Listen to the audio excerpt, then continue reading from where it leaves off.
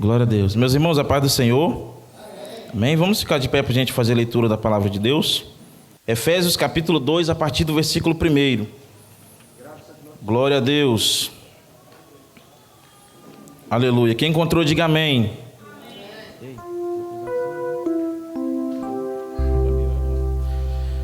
Diz assim o texto: Ele lhes deu vida, quando vocês estavam mortos em suas transgressões e pecados, nos quais vocês andaram noutro tempo, segundo o curso deste mundo, segundo o príncipe da potestade do ar, do espírito que agora atua nos filhos da desobediência.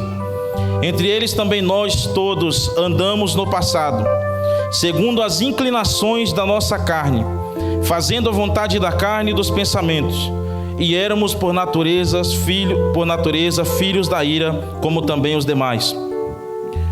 Mas Deus, sendo rico em misericórdia, por causa do seu grande amor com que nos amou, aleluia, e estando nós mortos em nossas transgressões, nos deu vida juntamente com Cristo, pela graça sois salvos.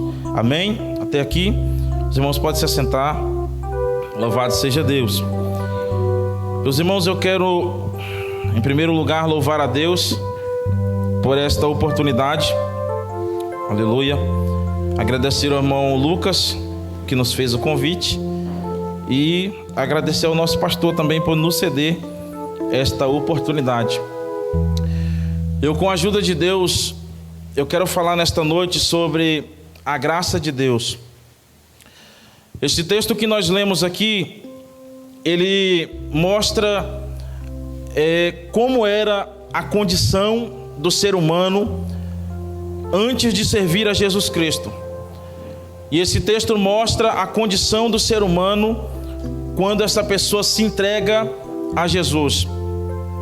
A palavra nos mostra, meus irmãos, que esse texto nos mostra que a condição espiritual da pessoa não salva, que não se entregou a Jesus Cristo. O apóstolo Paulo aqui, ele começa dizendo: Ele lhes deu vida quando vocês estavam mortos em suas transgressões e pecados. Primeira coisa que nós vemos aqui, a condição espiritual da pessoa que não é salvo, a condição espiritual da pessoa que não serve a Deus, da pessoa que ainda não entregou a sua vida a Jesus. A Bíblia fala que essa pessoa não salva, essa pessoa, ela está morta. E aqui está falando de morte espiritual. Ou seja, a morte física é quando a alma mais espírito são separados do corpo. A morte espiritual é quando o espírito está separado de Deus. A morte espiritual é quando a pessoa, ele está distante de Deus. Ele não tem temor no seu coração por Deus.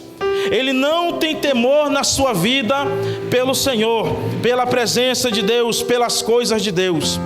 Esta pessoa, a Bíblia diz que ela está morta espiritualmente. Aqui nós aprendemos que a morte, como diz em Romanos no capítulo 6 e no versículo 23, que o salário do pecado é a morte. A morte entrou no mundo por causa do pecado de Adão. A partir do pecado de Adão, todos os seres humanos, eles passam a serem mortais. A partir do pecado de Adão, do dia em que Adão pecou, transgredindo a lei de Deus, a palavra de Deus, o homem se tornou um ser mortal, morrendo fisicamente, morrendo espiritualmente. E como consequência da morte espiritual, vem a morte eterna, que é a sua vida passar a sua eternidade no inferno. E aqui, meus queridos irmãos, esse texto nos fala a condição do ser humano não salvo, que não se entregou a Jesus Cristo. Aí talvez a gente olhe assim, muita gente às vezes pode olhar e comparar as pessoas como uma pessoa que está vivo, e ele dizer assim: olha, por exemplo, um homem muito rico, o homem milionário, uma pessoa que todos o aplaudem, uma pessoa que todos olham para ele e o reverenciam.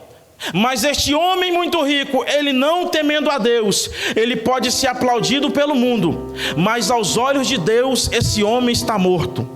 Aos olhos de Deus, este homem, ele não tem vida espiritual. Assim como o mendigo, que também não teme a Deus, que também não se rendeu ao Senhor Jesus, ele está no estado mendigando, e como o mesmo estado do homem rico, ele está morto espiritualmente. Ou seja, quando a pessoa não teme a Deus, quando a pessoa ainda não se rendeu a Jesus, essa pessoa está morto espiritualmente. O apóstolo Paulo também, aqui no texto de Efésios, no capítulo 2, ele mostra, meus queridos irmãos, o estado espiritual do não salvo. Primeiro, ele diz que essa pessoa não salva está morto. Segundo, o apóstolo Paulo nos mostra que a pessoa não salva, ele é desobediente. Observe que no capítulo 2, e no versículo 2 e versículo 3, o apóstolo Paulo diz: nos quais vocês andaram noutros tempos. Ou seja, ele está dando continuidade ao versículo 1, que fala sobre as transgressões e pecados. Nos quais vocês andaram noutro tempo, segundo o curso deste mundo, segundo o príncipe da potestade do ar, aleluia, do espírito que agora atua nos filhos da desobediência. Versículo 3, entre eles também nós todos andamos no passado, segundo as inclinações da nossa carne, fazendo a vontade da carne e dos pensamentos, e éramos por natureza filhos da ira de Deus, como também os demais. Preste muita atenção. No versículo 1, Paulo diz que as pessoas, nós estávamos mortos nas nossas transgressões e pecados. Primeira condição espiritual do não salvo, ele está morto. Segunda condição do não salvo, ele é desobediente. No versículo 2 e no versículo 3, o apóstolo Paulo fala que a pessoa não salva.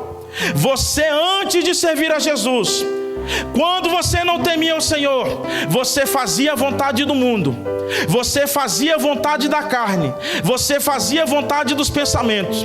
Porque a pessoa não salva, ele não obedece à vontade de Deus, ele não obedece à palavra de Deus, ele é desobediente. E essa questão aqui, meus irmãos, da desobediência, isso aqui começou lá em Gênesis, no capítulo 2. A palavra de Deus diz que Deus deu uma ordem para o homem dizendo: você pode comer de todas as árvores que tiver aqui no jardim, você porém não comerá de uma árvore, a árvore do conhecimento do bem e do mal. Aí, meus irmãos, a palavra de Deus nos mostra que Satanás, ele engana a mulher, e Adão, ele come do fruto do pecado, ele come do fruto do conhecimento do bem e do mal, desobedecendo a vontade de Deus. Nesse exato momento em que Adão comeu do fruto que Deus tinha falado para não comer, nesse exato momento ele está cometendo o pecado de desobediência à palavra de Deus. Aí, meus irmãos, a partir de Adão, todos os homens, eles passaram a um estado de desobediência à palavra de Deus. A desobediência entrou no mundo. E eu quero compartilhar com vocês o que está no texto aqui, que Paulo nos fala, 3 formas, 3 forças que estimulam o homem a desobedecer a Deus. Preste muita atenção. Primeira coisa que leva o homem ao pecado da desobediência. A palavra nos mostra, como Paulo diz, o mundo aqui está falando do sistema pecaminoso fomentado por Satanás. Mundo nesse sentido aqui, meus irmãos, está falando do sistema, está falando da organização. A Bíblia diz que o mundo jaz no maligno. É por isso que o apóstolo João, no capítulo 1, no capítulo 2, primeira carta de João, capítulo 2, versículo 15, o apóstolo João diz: não ameis o mundo, nem o que no mundo há.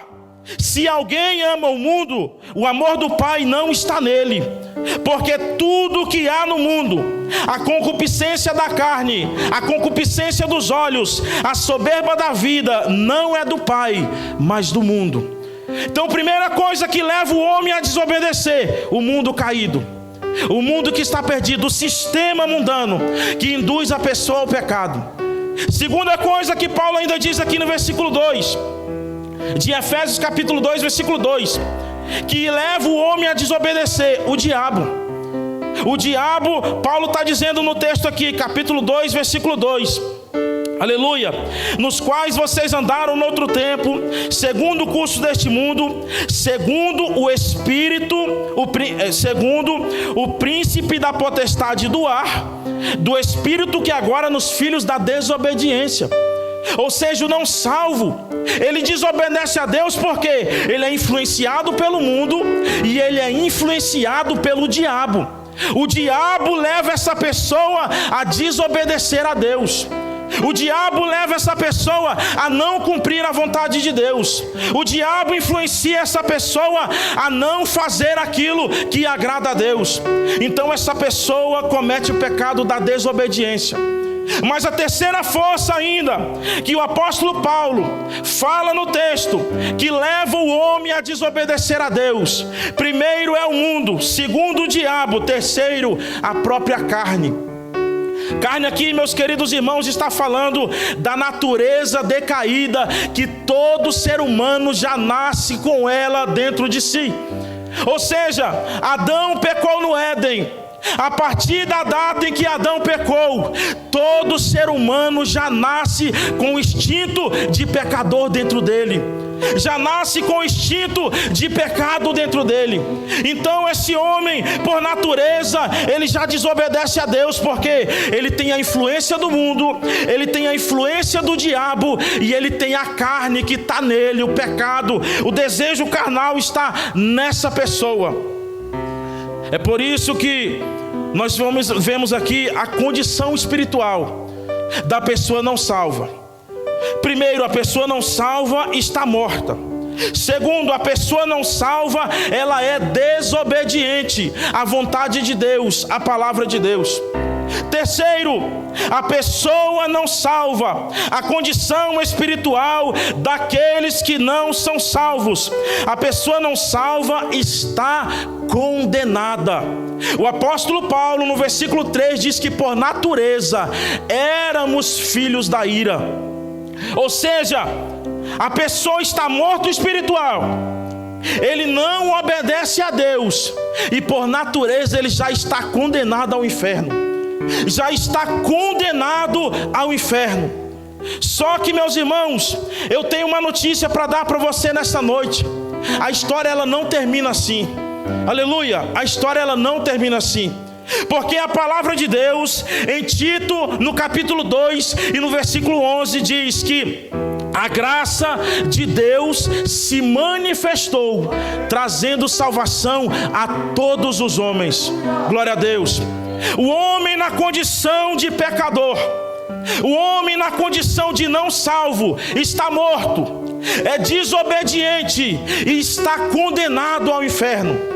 Se morrer nessa condição de não salvo, se morrer na condição de pecador, sem entregar sua vida para Jesus, Hebreus 9:27 diz que a todo homem está ordenado morrer apenas uma única vez, seguindo-se após o juízo.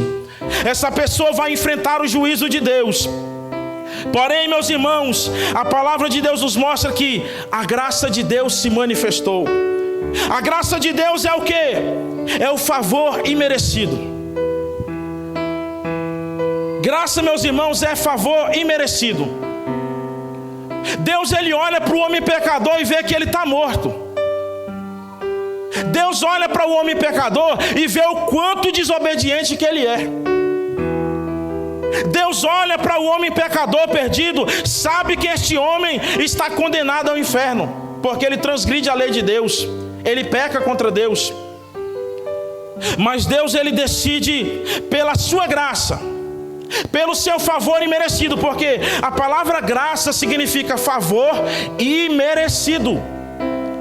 Não é nada que eu faça, não são minhas obras que me fazem merecer a bondade, a graça e a misericórdia de Deus. Não são meus atos de justiça, não são meus atos de bondade, porque muita gente pensa assim: a pessoa, ele não é salvo, ele não entregou sua vida para Jesus, só que ele é uma pessoa que ele compra e paga. Ele é uma pessoa que nunca se entregou a Jesus, mas ele é uma pessoa que ajuda o próximo. Se ele vê alguém precisando de alguma coisa, ele mesmo que não serve a Deus, mas ele tem bondade no coração, vai lá e ajuda aquela pessoa. Eu digo a você, por mais boa que essa pessoa seja, ainda que ela faça muitas obras, se ela não se rendeu a Jesus, ela é uma candidata e está condenada ao inferno. Porque, meus irmãos, o que nos faz salvo não são as obras que nós praticamos. O que nos faz salvo não são os atos de bondade que nós fazemos. O que nos faz um salvo é nós reconhecermos o senhorio de Jesus Cristo. O que nos faz um salvo é nós entregarmos a nossa vida para Jesus. Aleluia! Glória a Deus. A graça de Deus se manifestou. E qual foi o preço da graça de Deus? A graça de Deus, meus irmãos, para mim não custou nada, mas para Deus custou tudo. Porque a Bíblia diz que Ele deu o seu Filho unigênito. E a Bíblia diz que agradou a Deus moeu o seu próprio Filho. Tudo isso por causa de uma dívida que era nossa. A graça de Deus foi oferecida a todo ser humano sem distinção. Mas a graça de Deus para me alcançar não custou os meus esforços. A graça de Deus para me alcançar, meus irmãos, não custou as minhas forças, não custou. Custou o sangue de Jesus derramado na cruz do Calvário. Aleluia! Porque se você é salvo hoje, não é porque você é bom, não é porque você canta, não é porque você prega, não é porque você é uma pessoa legal. Não, é porque há mais de 2000 anos alguém carregou uma cruz pesada. Há mais de 2000 anos ele foi crucificado. Há mais de 2000 anos ele bradou na cruz dizendo: está consumado, louvado seja Deus. A dívida foi paga por ele. A dívida da nossa salvação foi paga por Ele. Preste muita atenção. Nós tínhamos uma dívida com Deus que não tínhamos como pagar. Mas Ele, pela sua misericórdia, pela sua graça, Ele decidiu nos perdoar essa dívida. Aleluia! Isso é graça. A graça de Deus, meus irmãos, nos alcançou perdoando os nossos pecados. O apóstolo Paulo, ele diz no versículo 4: mas Deus, sendo rico em misericórdia, por causa do seu grande amor com o qual nos amou, estando nós mortos em nossas transgressões, nos deu vida juntamente com Cristo. Pela graça sois salvos. Aleluia! A Bíblia está dizendo que Deus, Ele olhou para você, um pecador perdido, condenado, e Ele decidiu perdoar você dos seus pecados.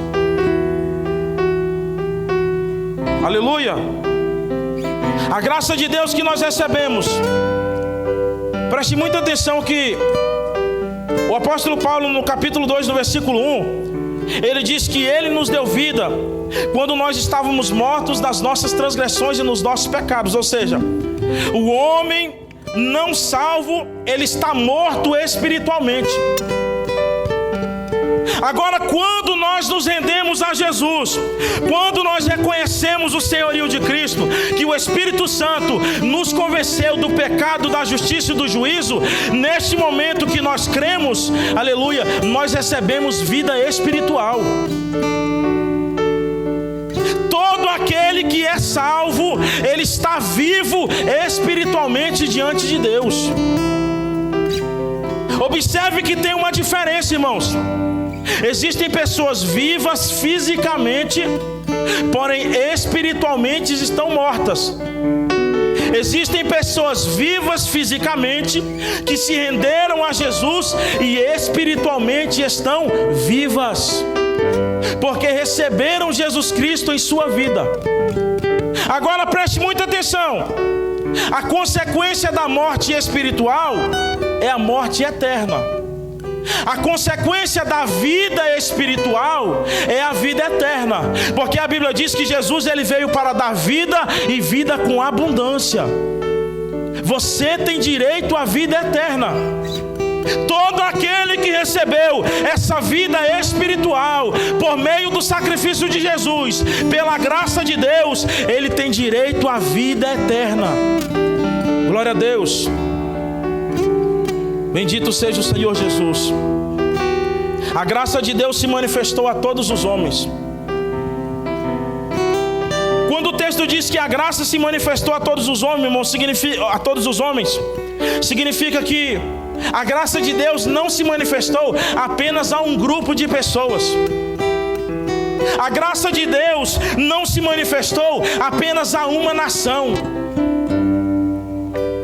A graça de Deus não se manifestou apenas a uma raça, a um tipo de povo específico, não. A graça de Deus se manifestou a todos os tipos de pessoas, independente de raça, língua e nação. A graça de Deus se manifestou. Todo ser humano, ele tem a oportunidade de ser um salvo em Cristo Jesus. Todo ser humano, não pelos seus atos de bondade, não pela sua própria justiça, mas pela graça de Deus, ele tem a oportunidade de ser um salvo em Cristo Jesus. Aleluia. A salvação, meus irmãos, ela é um dom de Deus, um dom da graça de Deus. Não é algo que Deus ele olhou para mim e falou assim, rapaz, vou usar o Gustavo aqui. Olhou para o Gustavo e falou, rapaz, eu acho tão bonito o Gustavo, né? Porque ele é bonito, eu vou salvar ele. Olhou para outra pessoa e disse assim, rapaz, mas aquele fulano ali, ele ajuda tanta gente, porque ele ajuda as pessoas, eu vou salvar ele. Não, irmãos, tudo isso que nós fazemos, a Bíblia diz que não passa de trapo de imundícia. Todas as obras que nós fazemos não passa de trapo de imundícia, ou seja, não há nada que nos faça merecer a salvação. Não há nada. Você vir à igreja não faz você um salvo. Você cantar na igreja não faz de você um salvo. Você pregar na igreja não faz de você um salvo. O que é que faz de você um salvo? Você ter relacionamento com Cristo Jesus. Aleluia! Você entregar o seu coração de verdade ao Senhor Jesus Cristo, isso faz você um salvo.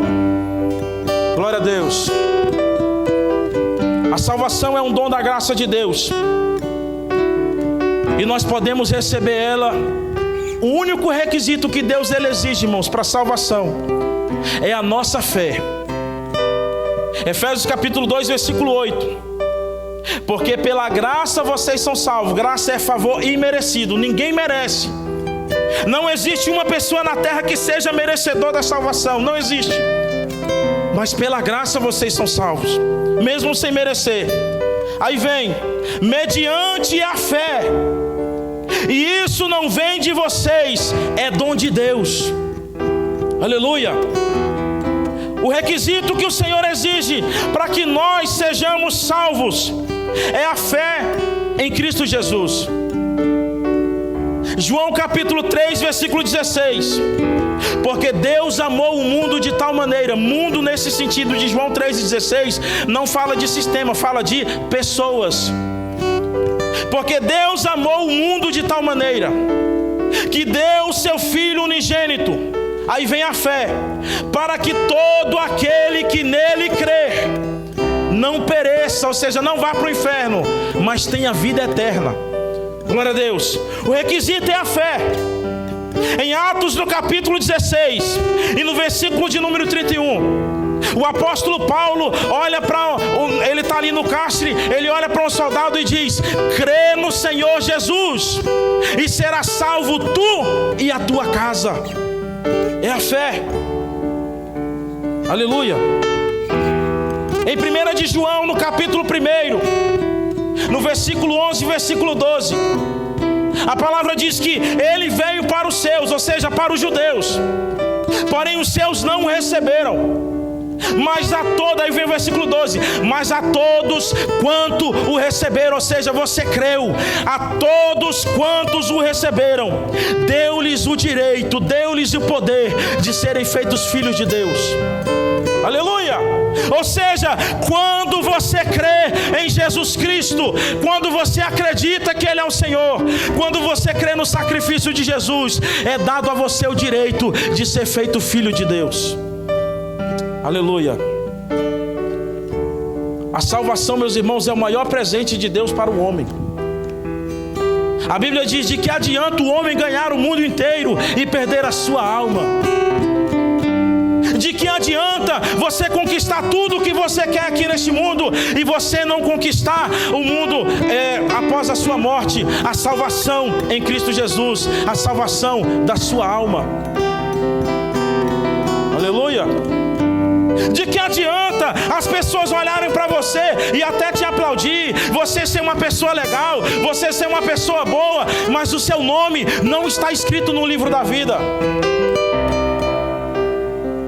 O maior presente de Deus para a humanidade é a salvação em Cristo Jesus. A palavra nos diz que nós, irmãos, todos que servimos ao Senhor Jesus, nós temos direito à vida eterna. E eu faço uma pergunta para vocês: quanto tempo é a eternidade, irmãos? Se a gente tirar 1 milhão de anos da eternidade, o que é que sobra? A eternidade. Aleluia! Nós estamos aqui neste mundo, nós somos peregrinos aqui neste mundo, estamos aqui de passagem, mas o nosso reino não é aqui, o nosso reino é nos céus. O nosso reino é nos céus. Glória a Deus. Meus irmãos, com a permissão do nosso pastor, fique de pé. Amém? Aleluia.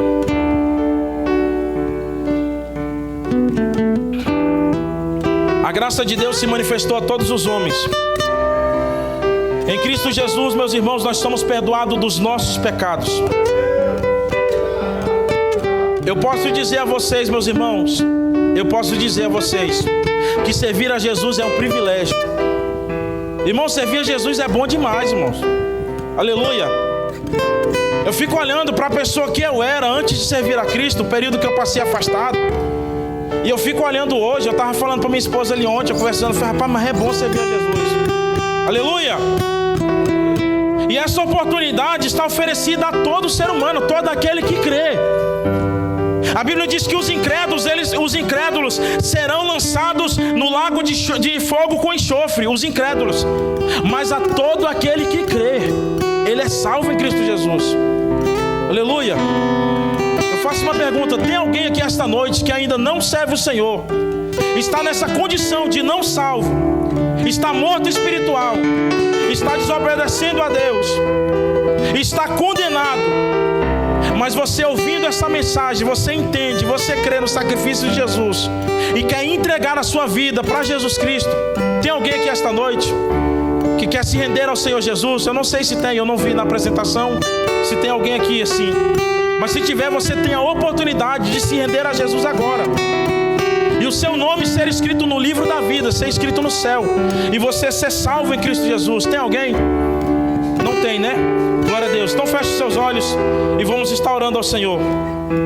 Senhor, nós te damos graça, nós te louvamos, nós exaltamos ao Senhor. Sabemos, ó Deus, que somos falhos, somos pecadores.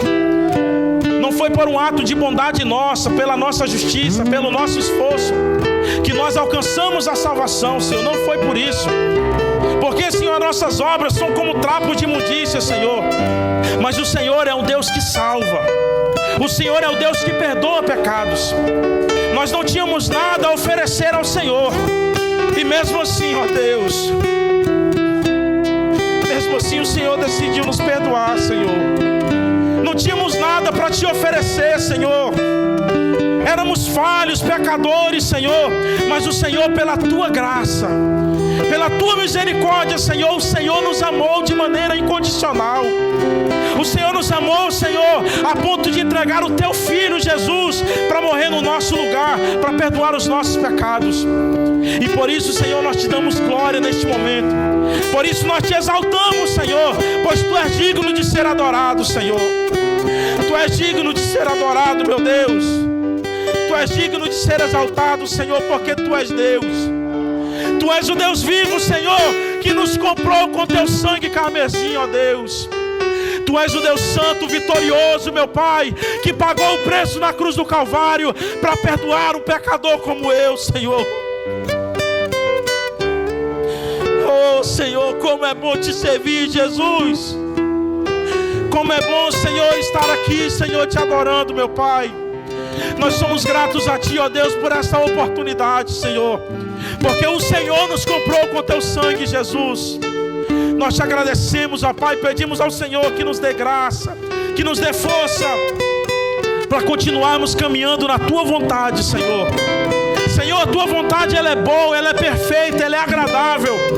E pedimos ao Senhor, meu Deus, que nos dê sabedoria, nos conduza na tua vontade, no caminho da salvação, no caminho do céu, no caminho que agrada ao Senhor, meu Deus. Pai, nos ensina a te servir, Senhor, com fidelidade, com sinceridade. Nos ensina, Senhor, a viver uma vida de comunhão com o Senhor. Nos ajuda, Senhor, a viver em santidade, ó Jesus. Senhor, não deixa, Pai, que as coisas deste mundo venham nos tirar da tua presença, Senhor. Não deixe, meu Deus, que o inimigo venha tentar o teu povo e nos tirar da tua presença, ó Pai. Não deixe, Senhor, que os teus filhos, Senhor, sejam desobedientes, mas nos dê graça para viver a tua palavra, a tua verdade. Assim, ó Deus, nós oramos e te agradecemos em nome de Jesus. Muito obrigado, meu Deus. Amém, Jesus. Glória a Deus.